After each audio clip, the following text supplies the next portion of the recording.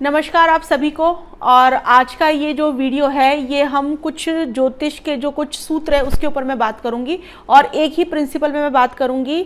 और ये जो सूत्र है ये काम करेगा कि कैसे आप अपने एनिमीज को डिस्ट्रॉय करने की जो पावर है वो आपको कैसे मिलती है, कौन से ऐसे एस्ट्रोलॉजिकल कॉम्बिनेशन होते हैं। छोटा सा ये वीडियो है लेकिन आप इसको अपने चार्ट पे लगा के देखिए क्या ये चीज़ें काम करती है। मैंने तो बहुत सारे चार्ट में प्रैक्टिकली इसको काम करते हुए देखा है।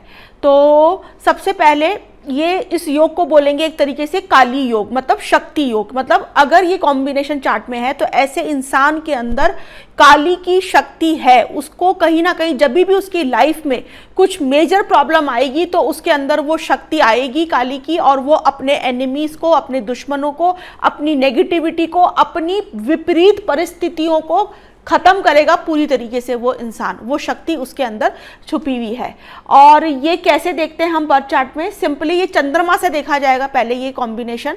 और क्योंकि चंद्रमा हमारे मन का कारक है और चंद्रमा की मजबूती, मतलब चंद्रमा का यहाँ पे बली होना बहुत जरूरी है। अगर आपका मन कमजोर है, आप छोटी छोटी चीजों से, मन से बहुत जल्दी विचलित हो जाते हैं, आपको छोटी सी बात भी लोगों की अगर विचलित कर जाती है, तो ये आप ऐसे भी देख सकते हैं कि ये जो योग है वो आपकी जन्म पत्रिका में कहीं पर भी मैच नहीं कर रहा। अगर आपका मन बहुत जल्दी कमजोर नहीं पड़ता, आप चीजों को, आपने कोई भी डिसीजन लिया, सही हो चाहे वो गलत हो, उसके जो भी रिजल्ट हो, अगर आप उस पर स्टैंड ले रहे हैं, अगर आप उसके रिजल्ट्स भोगने में सक्षम हैं, तो आप के ऊपर ये जो कॉम्बिनेशन है, या आप क्या तो आपके चार्ट के अंदर है ऐसा कॉम्बिनेशन, या आपका चंद्रमा बहुत बली है।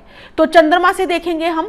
तो पहली चीज, आपका चंद्रमा जिस भी भाव में बैठा है, जिस भी राशि में बैठा हुआ है, राशि की अगर मैं बात करूं तो अगर ये अग्नि तत्व की राशियों में बैठा हुआ है तो ये एनर्जी और भी ज्यादा प्रोमिनेंटली काम करेगी। ठीक है। और भी अगर मैं तत्वों की बात करूं तो अलग अलग यहां पे थोड़ा सा मन का, चंद्रमा का बिहेवियर चेंज हो जाएगा, लेकिन ये कॉम्बिनेशन 100% काम करेगा। तो आपको क्या देखना है? सिंपली चंद्रमा जहां पर भी बैठा है, जिस भाव में, अगर उस भाव से राहु अगर 12वां हो रखा है तो ये इंसान काली की शक्ति के साथ में पैदा हुआ है। ये अपने एनिमीज को डिस्ट्रॉय 100% करेगा। ये सन की होगा, ये ठान लेगा और कहीं ना कहीं इंटरनली, इमोशनली अपने मन के अंदर ये चीज, विचार वो बिठा लेगा कि मेरे को इस चीज को किसी भी तरीके से खत्म करना है, डिस्ट्रॉय करना है। चाहे वो खुद की कोई नेगेटिविटी कोई उसको डिस्ट्रॉय कर रही है, वो उसी की एनिमी हो, या कोई इंसान के रूप में कोई एनिमी हो, कोई हिडन एनिमी हो, ऐसा इंसान डिस्ट्रॉय करेगा।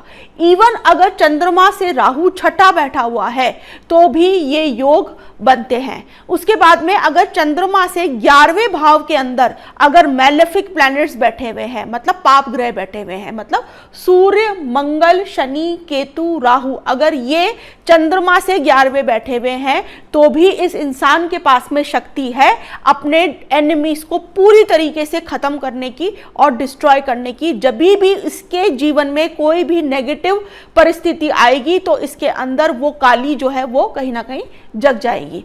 ठीक है। ये चीज आप D9 में भी 100% लगा के देखें। अगर D9 में भी अगर ये कॉम्बिनेशन बन जाए तो ये चार्ट में और भी ज्यादा एनर्जी आ गई। ये जो योग है ये और भी ज्यादा प्रोमिनेंटली घटित इसके जीवन के अंदर कहीं ना कहीं होंगे। इसका मैं एक छोटा सा एग्जांपल एक चार्ट के साथ में बता देती हूँ। इंदिरा गांधी, जिनको आयरन लेडी भी कहा जाता है, जो उन्होंने ठान लिया, जो चीज उन्होंने मन से सोच लेती थी उस चीज को वो पूरा करती थी, चाहे उसके परिणाम फिर चाहे कुछ भी निकले। तो मतलब कह सकते हैं कि काली की शक्ति उनके पास में थी। एक और मैं नाम ऐसा ले सकती हूँ जैसे कि ममता बनर्जी। मुझे लगता है, मुझे उनके चार्ट के बारे में नहीं पता, लेकिन मुझे लगता है कि वो एनर्जी उनके चार्ट में भी, ये वाली जो कॉम्बिनेशन है उनके चार्ट में भी होंगे। तो गॉडेस काली वाली, मतलब डिस्ट्रॉय करना है किसी भी तरीके से। तो अगर आप इंदिरा गांधी के चार्ट में देखेंगे तो कर्क लगन की जन्म पत्रिका है।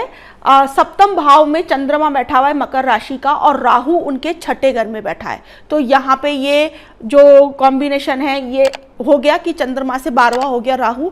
फिर उनका सूर्य जो है वो 5वें भाव में बैठा हुआ है, तो चंद्रमा से सूर्य जो हो गया वो 11वां हो गया। तो इस तरीके से आप इस योग को अपने चार्ट में लगा के देखिए और कमेंट करके भी बताइए।